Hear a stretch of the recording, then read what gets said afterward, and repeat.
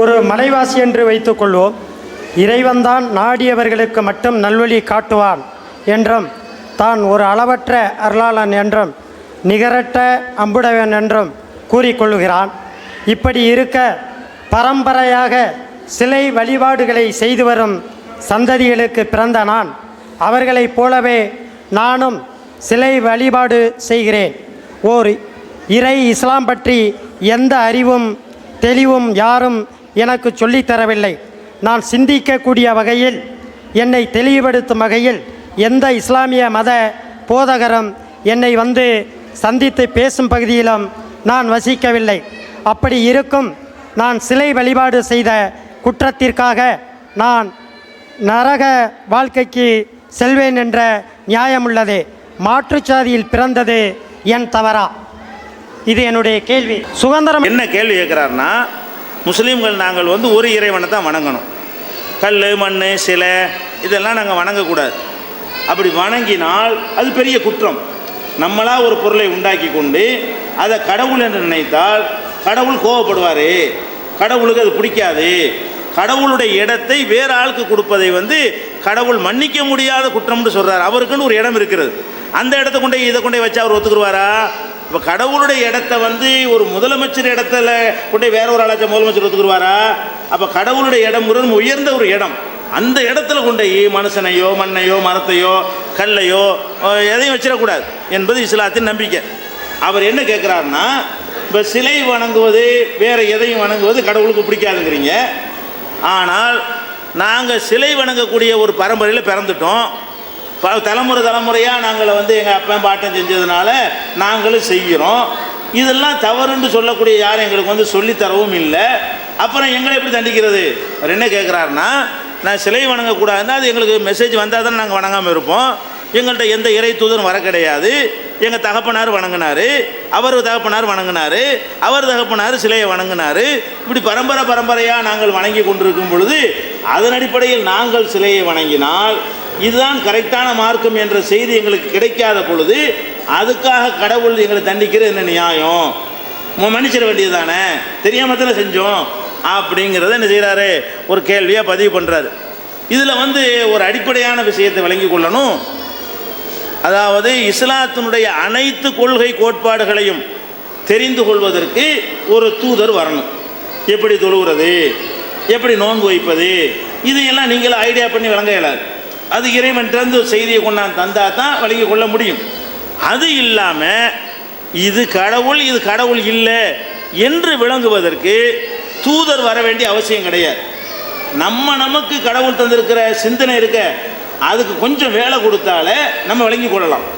அப்போ இறைவனுடைய தூதர்கள் வந்து உங்களுக்கு சொல்லாட்டா கூட ஒரு சிலையை நீங்கள் கடவுள் நினைக்கிறீங்க. இது பிற மதத்தை விமர்சிக்கணும்னு நினைச்சிடக்கூடாது. அவர் கேள்விக்காகத்தான் இது பதில்.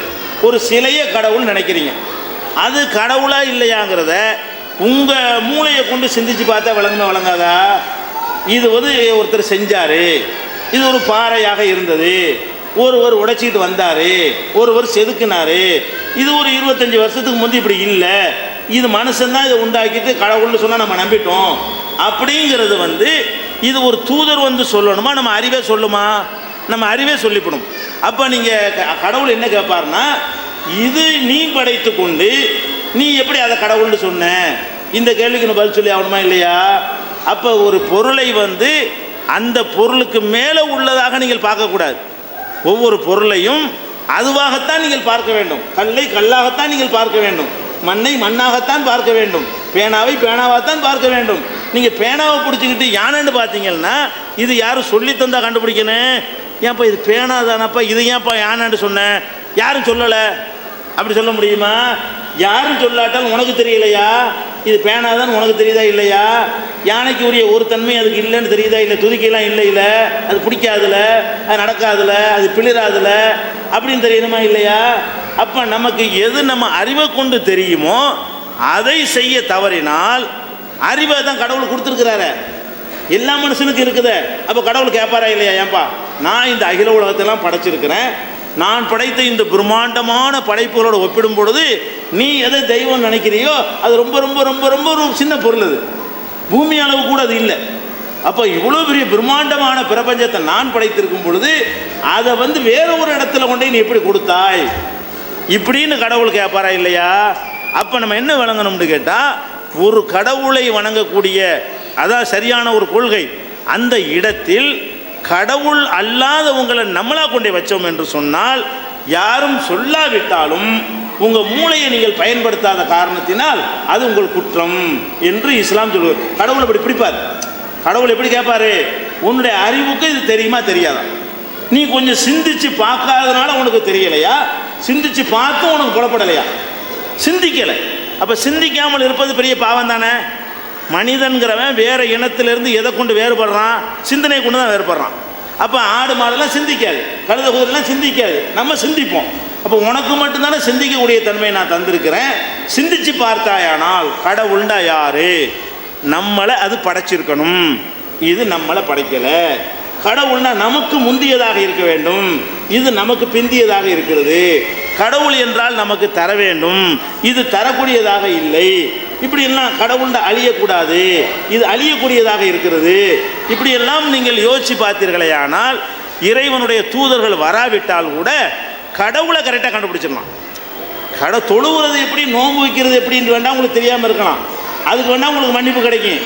கடவுளை கண்டுபிடிக்கிறதுக்கு எதுக்கு தூதர்? நமக்கு இருக்கிற மூளையே போதுமே.